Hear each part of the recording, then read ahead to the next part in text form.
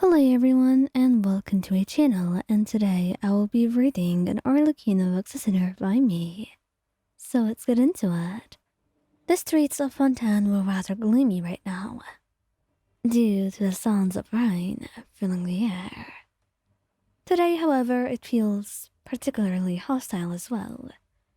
Perhaps that was because of the sneers that were directed your way from a group of older children gathered at the corner of the street.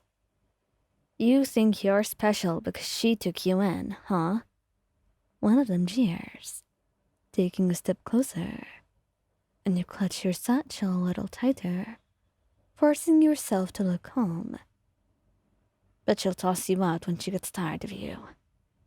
Another sneers, shoving your shoulder, and you grit your teeth, trying not to show how much their words sting. You know better than that. You cannot give in to weakness. Arlecchino taught you that. But before you can summon the courage to stand up to them, a shadow appears at the end of the street, moving with graceful but calculated steps. And it was her. Her name alone was enough to send shivers down anyone's spine. The bullies did not notice her at first, too absorbed in taunting you. But the moment they catch sight of her, a terrified silence falls over the group. Her dark gaze sweeps over them, her expression cool, calculated, and dangerous. Is there perhaps a reason why my child is being harassed? She asks, her voice calm. There's no raising of her voice, ever, really. There's no anger that anyone can sense.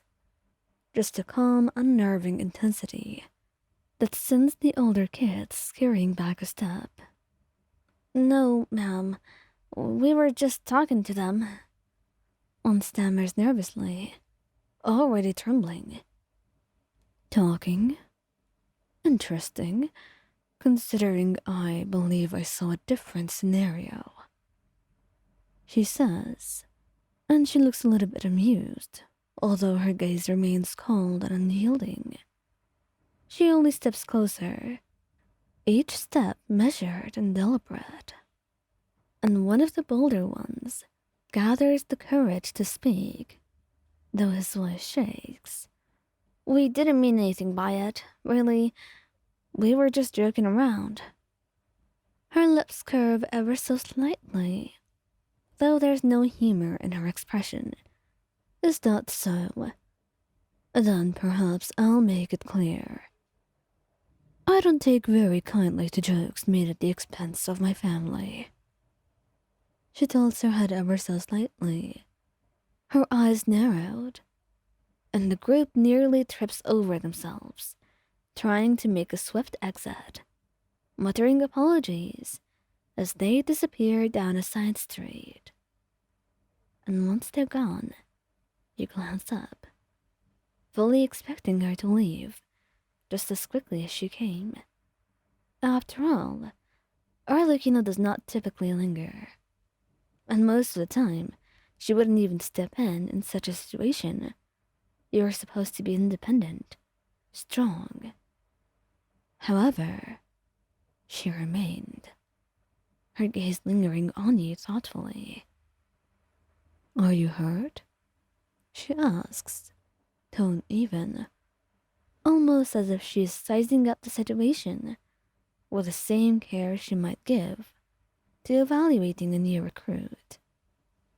You shake your head, forcing yourself to keep steady under her piercing gaze. No, I'm fine.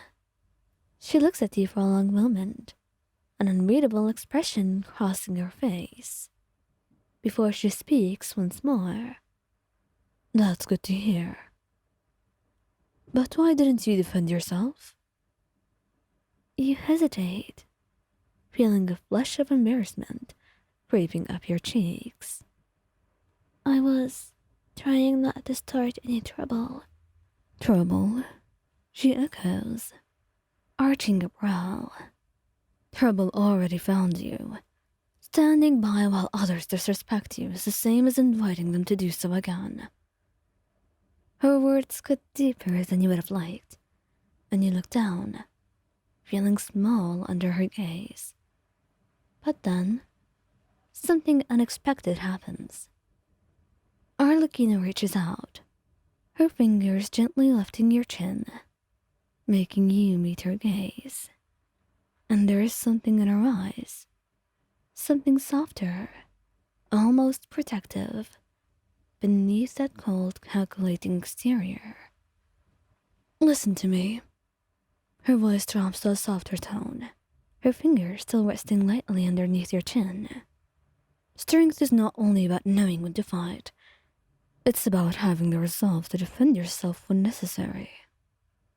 You nod, a weight of her words sinking in, and she releases her hold on your chin, letting her hand fall back to her side.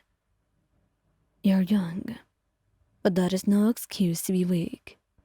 You carry the name of the house now, and with that comes the duty, not just to me, but to yourself.